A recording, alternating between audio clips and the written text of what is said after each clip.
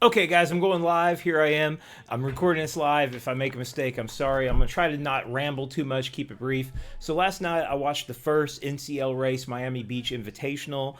And let's just go over the pros and cons of it. Well, first, if you don't know NCL, it's this new National Cycling League. They're trying something very different. 4 United States races, criterium racing, but more of a little different style in a points race.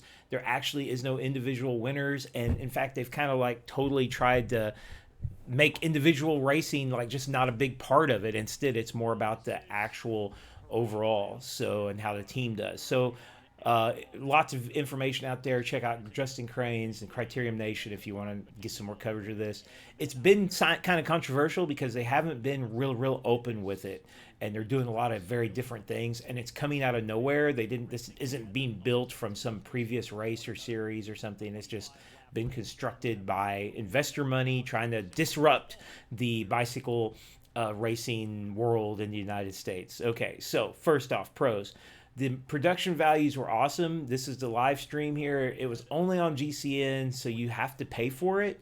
I've always kind of wanted GCN, and they had a discount code, 20% off. I got the rate. I bought GCN for like I think $40 a year. So I felt like that was probably worth it. And so, opening of the race, there's some really great production stuff. Like it has like kind of like an opening show. This footage here, you can see that's not in high definition. I don't know if they did this in 720. It looks good. It doesn't look perfect, but they've got this nice little segment here where the NCL donated bikes to kids. That's really awesome. Okay, so opening race, they open the race. They do this like F1 grid thing. They really, I would have liked to have seen more of this. They said they use like a virtual racing on I think Wahoo's platform, and they did like a virtual race, and the winner of the virtual race, they get to open up, they get to like the grid positions, and grid positioning is pretty big. Actually, it's pretty important in a criterium because you don't necessarily have time to get position good. You may have to just get into position, you have to get into the race where you're at. So if you're starting to back, you've got to do a lot of work to get up front. So it might make a bigger deal than you think. So grid positioning here, you can see they spaced out the teams pretty widely. The teams start together. You could start with either 4 or 5 riders, but I think you could have up to 6 on the team. So if you start with 5, you could have like a replacement in your pit. I never totally understood the pits, and we'll get to that later. Okay, so yeah, production values is great. This looked like a real sporting event. It had awesome graphics, lots of cameras. It had all kinds of stuff going on here, and we'll get to the actual racing here. So the course looked really well. It looked like a pretty safe course. They had lots of marshals there, letting people go across when it was safe. They had it pretty much blocked and gated. I think that was a really good idea. All right, so the scoreboard made following the race easy. So you had the scoreboard on the left there, and you can follow what teams are making points. And the scoreboard does animate and open up to let you see like who's scoring points on that team, which is cool. All right, so another pro, lots and lots of sprints. It was almost like every lap was its own race. They kind of usually would have kind of like a reset after the sprint, kind of finish up that, that corner, and then the back straightaway was oftentimes where you would see like things happening, moves getting kind of riders shuffling around, and then going into that last corner. Oftentimes with the men, that last corner, it was like that determined just like who was going to win the sprint. But check out this drone camera. The drone camera was pretty awesome. I mean, the colors are off, but this is FPV. This isn't the colors are desaturated. The quality is not quite as good. You can see it's not matched the other cameras at all. But still, it's pretty awesome drone footage, and I think the pilot got more comfortable with what he was doing and got even closer to the riders. Especially at the end of the men's race, I think he bumped one, so pretty awesome. Okay, the format to me was more interesting than just watching like a Legion team time trial. And what I'm talking about there is that oftentimes with Legion racing, they just kind of do put their team on the front, control the race, don't let anybody go, and it's impressive, but oftentimes it's not real interesting, just watching one team control the race. So you did sort of have this shuffling and riders kind of setting themselves up for each individual sprint. So I thought that was kind of interesting to watch. A big event is that, like I said, the starting grid looked really cool. That's something different that races haven't done. Oh, there was a crash in the ladies' race. I have another crash to show you here. This isn't really a race report because I don't feel like I know enough about it yet and know enough about the racers to do a real race report. Another huge benefit is that they actually pulled off having equal men's and women's races. I was actually blown away by the fact that when the women's race ends, the men start with the women's score on their scoreboard. Like, they don't start the scores back at 0 and then add them together at the end. They actually start with the women's scores on the scoreboard, which was kind of intimidating, I've got to say, for like some of the other teams when they go in there and they're like they're already 50 points down. They've scored 1 and the Dever Disruptors have scored 50 or something. Okay, so biggest thing, they actually pulled it off. Like, the live stream didn't fall apart, the production didn't fall apart, the racing didn't fall apart. There was no neutralizations. I was really concerned that it would split up into multiple groups and it would be really hard to figure out, like where riders were at, who was on what lap and stuff like that. But for the most part, it stayed together as a group, and like riders didn't really get off the front, which isn't a good thing, but also it stayed organized and coherent, and they pulled it off, and it looked really good. Like, the event looked like Instagram worthy, like it looked awesome. Okay, so let's show you before we move on to the men's race at let's see, 36:43. So 36 minutes in, right about here. Okay, so we just had a sprint, and this corner coming onto the back straightaway definitely seemed to be a problem area. And oh, dang, that was a bad crash. Somebody's frame got broke. So this is kind of a con, and we'll start this with a con, is that, like, I have no clue who crashed, if they got hurt. I don't think they really mentioned any of that. They talked about maybe being some oil or something on the road that caused that crash, but they didn't really, like, I wanted to know, is everybody okay? Was she able to continue racing? Here's this awesome, this part of the slope. Oh, she was crashing before the paint, I think. She was sliding before the paint. Oh. And yeah, I bet that her hand, she put her hand out and grabbed that fence. It might have broke her fall, who knows? But I know a frame was broken because one of the coaches, at the end, which is funny, they call their directors coaches. But one of the directors at the end kind of like mentioned that somebody's frame got broken in that crash. All right, so let's go to the cons, but first we'll move into the men's race. The women's race, not really dominated by Denver, but like they, 69-53, they definitely outscored. And then if you look at the other teams, we have 16-9-4, and then we had 3 non-NCL teams scoring points at the end there to get some points on the board for some of the others. And okay, so men's race, yeah, we had some great little post-race interviews. Catching them at the end looked really cool. Okay, so then we get into the men's race here, and we'll start with the opening grid positions and stuff on the men's race. Let's see, where that starts.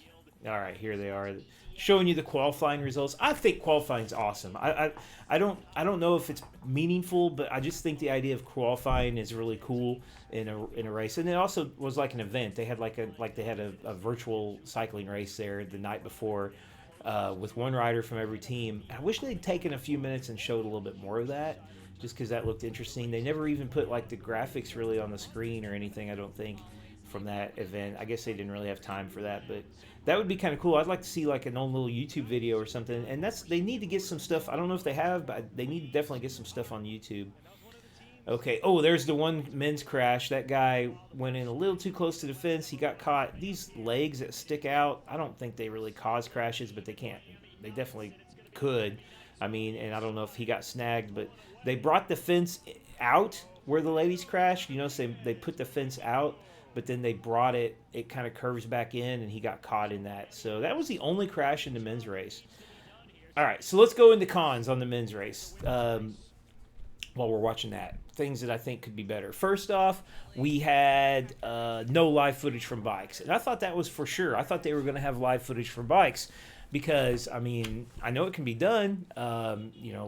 Corey Williams live streams from his GoPro all the time and it usually looks pretty good. He does it in races sometimes, and he does it on training rides, and it's not real reliable, but he's also doing it through his phone. I mean, I'm sure that there's equipment available where they could show footage, and it wouldn't have to be high definition either. They could put it in a small window, and it would just be awesome to see some on-bike footage.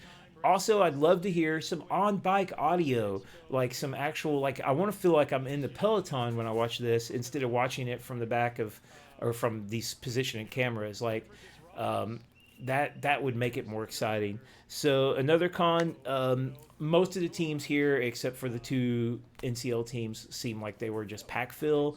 They weren't really affecting the race that much. Texas Roadhouse did try, and they definitely scored. They got on the board. Foundations got on the board.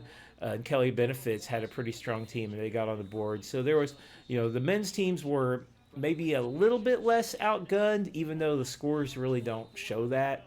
The Disruptors and the Miami Knights were just way more powerful teams, way stronger teams.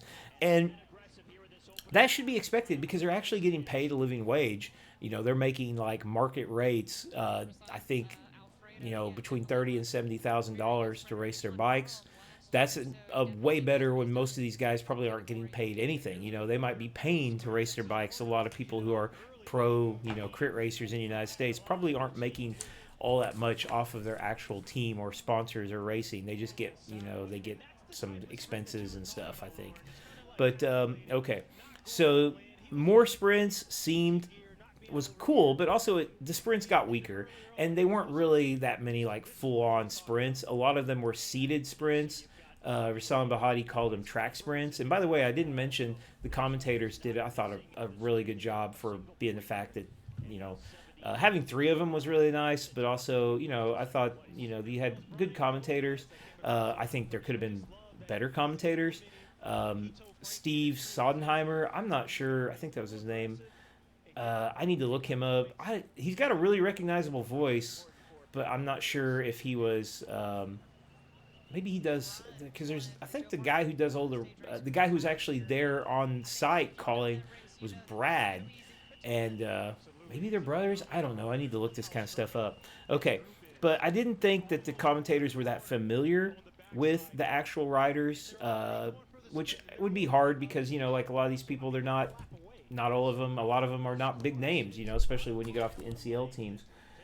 So the 3 deep points, 1, 2, 3 points, it makes sense, but I kind of wonder if they hadn't scored it 5 deep and do 5, 4, 3, 2, 1, if that would at least let some of the other teams kind of get in there and score some more points and maybe feel a little bit less outgunned. Even, I don't think it'd really matter because, but at least, like they could be getting up there and getting a 2 and a 1 or a 3rd place or a 4th or 5th place in there. So maybe more points would be a way to, improve the fact that it seemed like the 2 NCL teams were running away from it.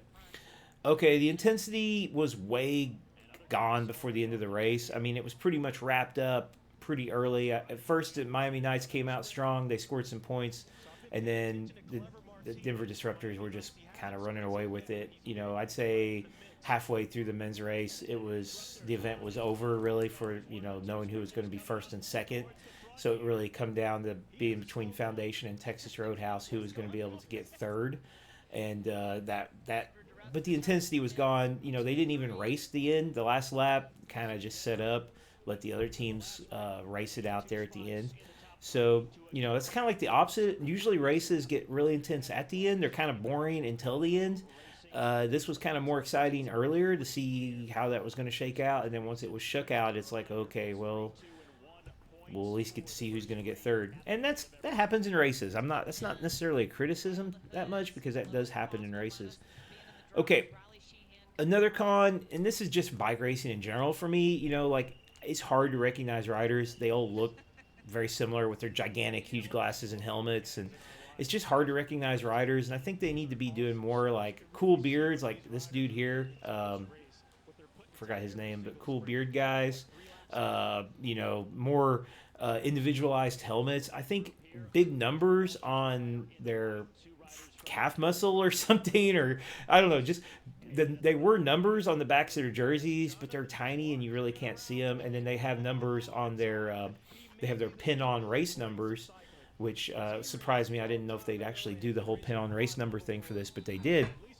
But the pin on race numbers, they don't really do that much, in my opinion. You can't, in the sprints you can kind of see them, but yeah. Okay, so I never got a real good grasp on the whole subbing and pit thing. Like, it's there, it happens. It didn't. I don't know if it. I really don't know how big of an effect it was. Like, they needed like a segment to explain that and show how that worked. I saw riders taking up off the pits in much the way it looks like they would normally do in a regular crit for a free lap. When a rider gets caught behind a crash or has a mechanical, they go to the pit and then they'll be let back into the race. So a big one, the audio sync. The audio is out of sync, is about 4 seconds out of sync. That's not really something that you can forgive them for later. If they're going for in a professional event and that couldn't be fixed on the fly, nobody realized the audio was 4 seconds and couldn't adjust that in some way. But the video just needed to be paused for 4 seconds and somehow get synced back into the audio, because they just weren't in sync. But hey, maybe they'll get that fixed next time. It definitely made it harder for me to follow what was going on, and it was a big issue. Okay, so overall, I'm really glad this exists. I'm really glad that the investors put the money into it. I thought it was awesome that the investors were actually there. They were on camera, they were on site, and they even come out for the final photo, the football players that put up the money for this. I think they're doing a really good thing. I'm glad they're doing it. I didn't think they would really care that much about the actual cycling event. I just figured they were probably just putting money into it to see what happened, treating it more like a charity than, something. But the fact that they're there makes me feel that, hey, maybe they want to see this grow, and I think it could grow. I think it could help. I don't think that the two Denver Disruptors and Miami Knights will be as dominant when they get into more regular, like if they do that, when they do the ACC races. I think they're going to be strong teams, and they may challenge Legion, but I don't know if they're going to be as dominant in those races as they are here. We'll see. I'm really looking forward to the fact that you're going to be there, because they're very, like I said, they're very professional teams, and these riders are they're going to be doing a lot more than the 4 NCL races. So that's going to be awesome to see.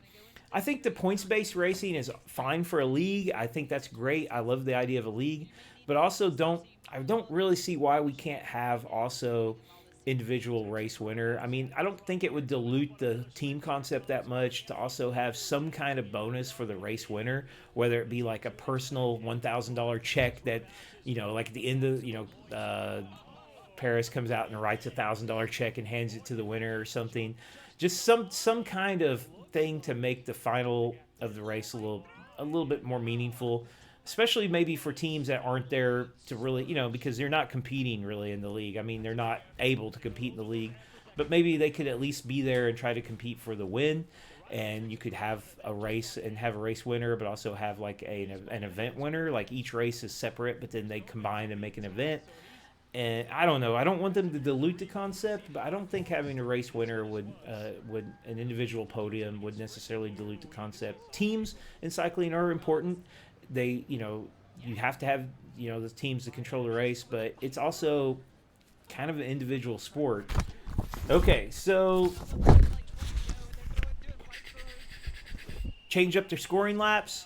Maybe another big thing I might try is like scoring every other lap for the first 10, and then maybe for the next 10, score every lap, and then the final score double points or something, and then you triple on the last one or something. Just something to kind of help bring some more intensity to the end, so that it's not like uh, I don't know, just make the racing a little bit more dynamic. Could changing up the scoring could do that, and I think they could do that. I don't see why they couldn't change up the scoring. Um, there's it's this is I think this is like a shakedown cruise. So why not change up things and get it perfected or better for each event?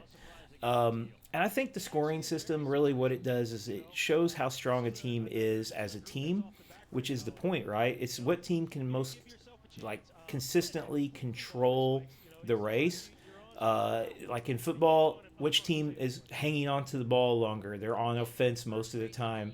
And, the team that's got the riders in the front of the pack that's, you know, more easily able to score consistently or controlling the race.